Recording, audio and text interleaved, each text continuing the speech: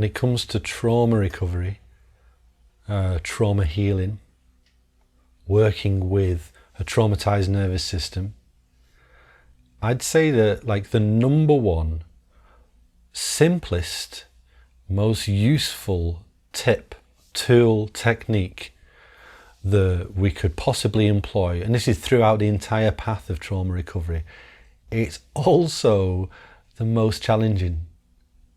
It's simple to understand, really direct, and yet it's so difficult to embody. And I'm going to talk about it from my point of view, as in like what I've experienced.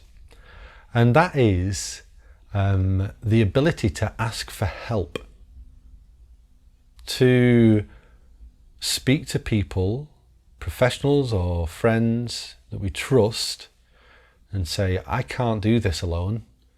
Can you help me?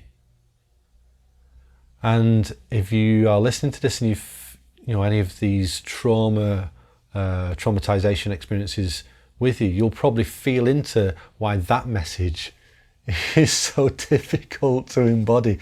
It's so challenging because the very nature of the traumatized nervous system is, especially if it's from early childhood, is that we have been pushed into heightened states of fight, flight and freeze with no access to safety. So we've had to look after ourselves, and we've looked after ourselves by often pulling away from the moment, into the mind, just doing whatever we can to cope when the safety wasn't available.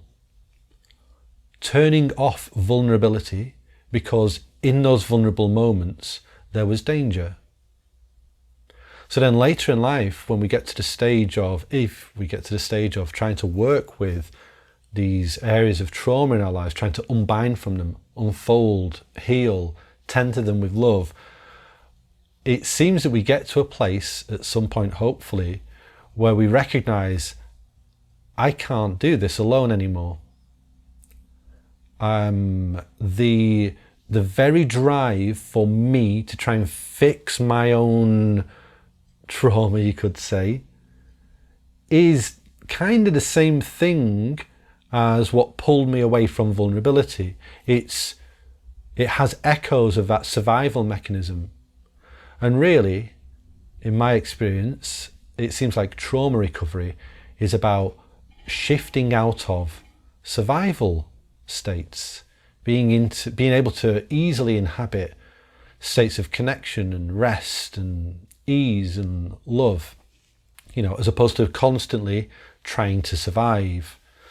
So yeah, it's been a real challenge for me to, well, first of all, acknowledge that actually, even, and it's especially difficult if you may be competent or if you know a thing or two about, let me just fix a setting, there we go. So like if you know a thing or two about your own condition, if you've been working with it for a while, if you're really embodied, you might think, oh, I've got this. I've been working with this for so long. I kind of know how to navigate my own nervous system. I know how to navigate this trauma healing path. And yet, often these trauma responses keep coming up. These reactions to life of shifting into survival mode keep happening. And it seems to me that, the missing piece of the puzzle, maybe, is that ability to totally surrender, like that strong self-improvement, self-fixing, self-healing drive, and to put myself into the hands of others with faith and vulnerability. Because actually that's the thing that was taken away from me. That's the thing that I was never able to do fully when I was younger, because that was where there was quite a lot of pain. So yeah, it's really challenging, but also when we start feeling into it, it becomes really, really simple.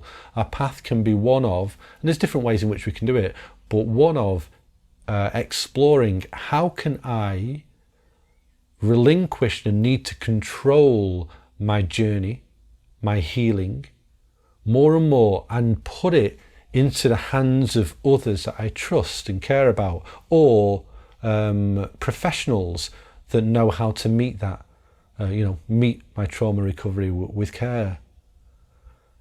And it seems that the more and more I'm able to do that, trust in the world to look after me when I need it, to ask for help when I need it, the more I can feel my nervous system soften over time. These fight-flight reactions of grip and readiness and hypervigilance, I can feel them soften the more I'm able to hand over the need for control.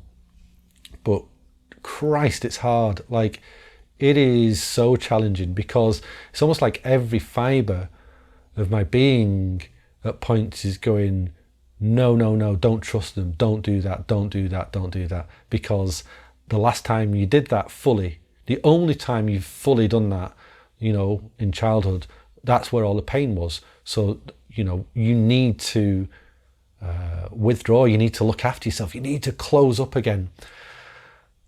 So yeah, it feels like the number one for me, and I think for most people that are going through a trauma healing process, at some point you're going to get to the stage where you realise that the most effective, most direct, simplest thing that we can do for ourselves that is going to help us heal from our trauma is also potentially the most challenging, and that is being able to honestly, with vulnerability, ask others for help.